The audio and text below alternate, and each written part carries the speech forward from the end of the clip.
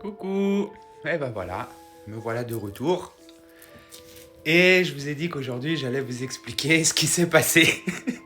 Même moi je sais pas en vrai, hein.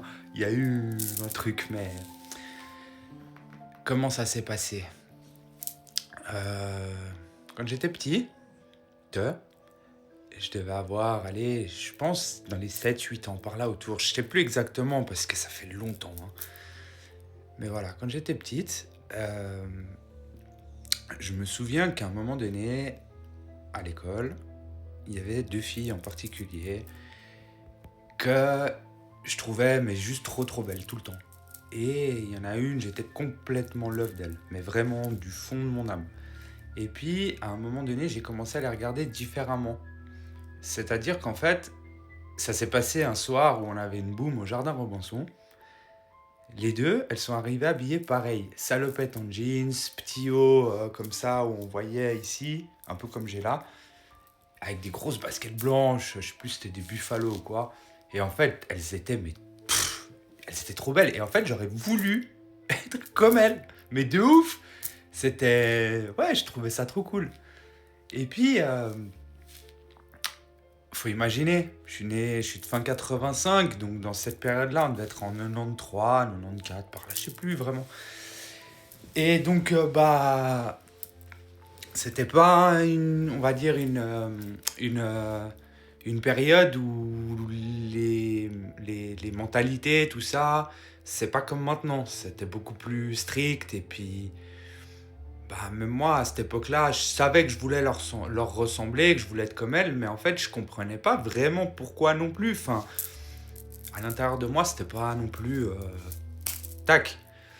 Puis, après, on a grandi, hein, et puis c'est vrai que plus tard, je suis arrivé au cycle après, où j'étais un terrible. Et puis, en fait, quand je disais que je me suis mis un rôle, c'est que, vu que j'ai été le premier de ma génération dans ma famille, c'est-à-dire de tous mes cousins, cousines, Suisse, Espagne, Italie, tout ce qu'on veut, je suis le premier, la première. Et en fait, je m'étais un peu mis ce rôle moi-même de pseudo-protecteur de mes cousins, cousines, en tout cas pour ceux qui m'ont suivi à la Golette et tout. Je veillais à ma petite sœur aussi.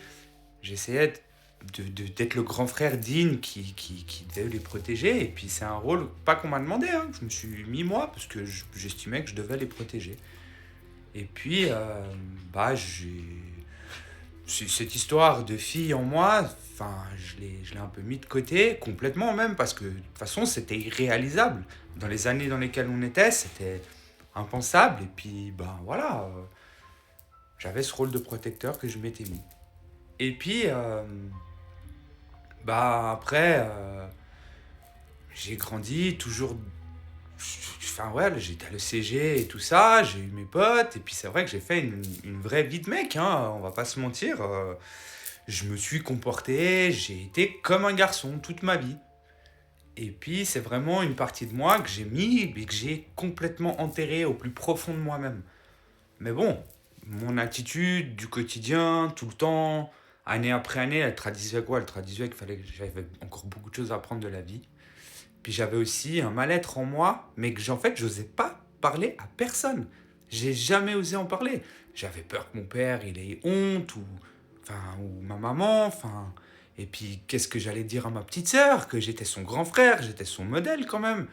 Euh, Salut, t'as une grande sœur, enfin, parce qu'en fait, ce que je redoutais que les gens pensent, là, ces derniers jours, ça m'est quand même arrivé aux oreilles. Il y a deux, trois trucs. Euh, les mecs, c'est plus des vrais mecs maintenant. Alors, je sais pas si un vrai mec, c'est faire la grande gueule tout le temps et puis pisser plus haut que son cul, mais. Ou dire des trucs dans le dos, ou j'en sais rien, mais voilà. Apparemment, les hommes, c'est plus des vrais hommes. Enfin, voilà, je voulais éviter ce genre de trucs et je voulais éviter à ma famille, à ma sœur, la honte d'avoir un être comme moi dans leur famille, en fait. Parce que je me suis senti longtemps comme une espèce de monstre euh, bizarre et pas en phase avec moi du tout. Et puis j'ai continué à grandir, à faire ma vie, puis je suis devenu camionneur. Milieu très viril, très faut que toujours le concours de la plus grosse, quoi. Enfin voilà. J'ai eu des super collègues, hein. Je suis tombé sur des cons et sur des gens super, mais de manière générale, maintenant beaucoup moins. En plus, il y a les reines de la route à la télé. Je me dis, mais putain, mais quelle conne, t'aurais dû continuer ton métier. Au final, tu seras à la télé maintenant. Et à l'époque, il y avait beaucoup moins de chauffeuses. Donc, c'était un métier très masculin. Et voilà, bah, de nouveau, moi, dans un milieu comme ça, j'ai pas fait d'études, rien. J'étais pas une personne de l'école. Donc, j'ai fait ce que je savais faire, me servir de mes mains et travailler. Et donc, j'ai fait mon permis camion et je me suis lancé sur la route et tout. Et franchement, j'ai passé 10 années de ma vie, mais incroyable. J'ai adoré le patron que j'ai eu, chez qui j'ai travaillé. J'ai travaillé que chez un seul transporteur. Des vraies valeurs, enfin, un super boulot, vraiment une grande, bonne période de ma vie où j'ai beaucoup appris sur moi aussi en voyageant, en étant seul, tout le temps dans mon camion. Enfin, après, j'ai pu prendre un chien et puis c'était cool. Et puis après, ben, je me suis lancé dans le tatou. Et puis très vite, ben, on va pas se mentir, hein, en même temps que j'étais dans le tatouage, ben, on sait qui c'est qui tient et qui organise les conventions à Genève. Et en même temps, on va pas se mentir, il y avait les Sons of Anarchy qui étaient en pleine expansion et tout le monde, les Sons, machin. Et puis je me souviens, j'étais à Las Vegas avec ma chère et tendre ex, Alice, gros bisous pour toi. Et puis, c'est là que j'ai un peu décidé de commencer à laisser pousser ma beubare de l'époque. Et puis voilà, de nouveau, un peu l'effet de groupe, les conventions de tatou, des bikers partout, mes potes au salon, tous des gars. Enfin, il y avait, je crois, une ou deux filles qui travaillaient avec nous. C'était, il y avait beaucoup de... C'était de nouveau assez viril comme milieu. Et vu que j'étais le patron du salon, ben, je devais de nouveau un peu ce rôle d'exemple, essayer de faire au mieux pour gérer, pour tout. Puis voilà, puis la vie faisant que, en fait, c'est vraiment une partie que j'avais enterrée en moi. Et puis, quand mon papa il est décédé en 2021, bah là, ça a été vraiment mais, la descente aux enfers. Je suis retourné à mon salon de tatou parce que voilà, je voulais pas sombrer complètement et puis que j'avais quand même des responsabilités là-bas, mais j'ai complètement perdu goût à tout. Je voulais plus sortir, j'adorais les motos, j'avais même plus envie de rouler avec, mes voitures que je nettoyais une fois par semaine ou je sais rien quoi. J'avais plus aucun intérêt non plus pour ça. J'étais en train de m'éteindre, en fait, on m'avait complètement éteint dedans. Et cette histoire m'avait complètement éteint dedans. Et puis, j'ai vu, comme je vous avais dit, un psychothérapeute qui m'a aidé grâce à l'EMDR, qui m'a complètement guéri et qui fait qu'aujourd'hui, j'ai accepté le décès de mon papa parce que je sais que s'il a été rappelé en haut, c'est parce qu'on avait besoin de lui. Parce que quand il était là, ben, en dernier, là, ce qu'il était en train de faire, il aidait de façon bénévole dans une association où je crois il aidait pour les déclarations d'impôts pour les personnes âgées et tout ça, et c'était trop chou. Et en fait, bah, j'ai accepté l'idée que, et j'ai pu répondre à cette question de pourquoi c'est toujours les meilleurs qui partent avant. Bah parce que Dieu, les violeurs, les tueurs, les connards, tout ça, il en veut pas en haut. Tout simplement. Donc on les laisse ici, en prison, qui vivent vieux jusqu'en tôle, on s'en bat les couilles. Oui, je les ai encore, donc je peux encore m'en battre. Et puis, voilà. J'aime à penser que mon papa, là où il est aujourd'hui, il est heureux et qu'il est bien. Et ce que lui, il aurait voulu voir, c'est quelqu'un de combatif et qui va de l'avant. Et moi, je veux le rendre fier, de toutes les manières possibles. Et ben, je me suis ouvert à mon psychothérapeute parce qu'en fait, j'ai compris le bien qu'il m'apportait. Au début, j'étais très méfiante. Et puis après, je me suis ouverte à lui. Et puis, je lui ai dit la vérité.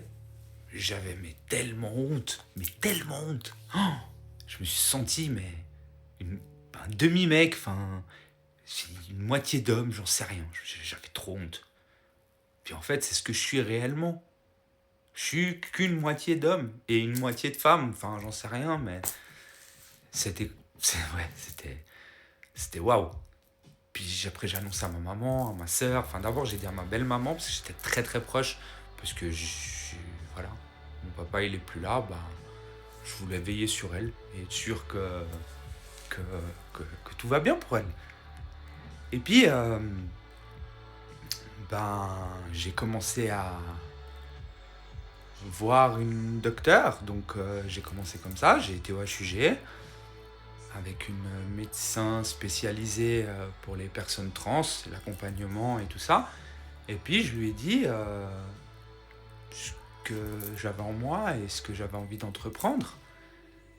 Donc on m'a dirigé vers une psychiatre avec qui j'ai dû faire pratiquement 6 mois de thérapie pour être sûr en fait que j'étais pas en train de faire une connerie, que c'est réellement ce que je voulais au fond de moi, que voilà, elle a voulu s'assurer de mon bien-être mental et de ma capacité de discernement pour être sûr que ce que j'étais en train d'entreprendre, c'était mûrement réfléchi et que c'était pas n'importe quoi sur un coup de tête. Ensuite, j'ai eu rendez-vous avec ah putain, comment ça s'appelle? Celui qui s'occupe des hormones, là. Alors, vous êtes tous en train de le dire de l'autre côté, mais moi, je l'entends pas ici.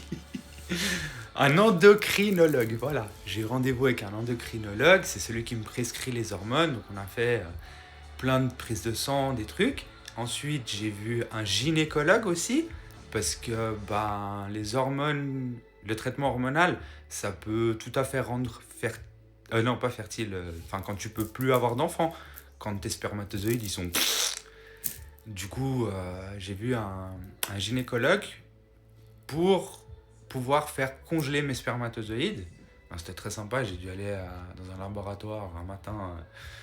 Bienvenue, allez vous branler là-bas. C'était pas dit comme ça, mais c'était l'idée. Putain, c'était très gênant. Mais on l'a fait, ils sont au frais maintenant. Et puis, une fois que tout était fait, mon cas, il est passé devant un colloque des HUG où ils ont discuté entre tous et la direction des HUG si c'était OK pour que je commence un traitement hormonal, le OK de la psy, de l'endocrinologue, pour les prises de sang, ma médecin traitante, enfin voilà, tout le monde... il y avait beaucoup de gens pour moi, c'était très flatteur. Et tout le monde s'est déplacé, hein. Et puis, voilà, après j'ai eu le OK, et puis c'est là que le 21 février 2025, quand j'ai eu rendez-vous avec mon endocrinologue, il m'a prescrit ma première ordonnance pour les hormones, que j'ai sous forme de patch. C'est ça que vous voyez tout le temps sur mes vidéos au fit. Donc ça, je les mets, je les change tous les 2-3 jours.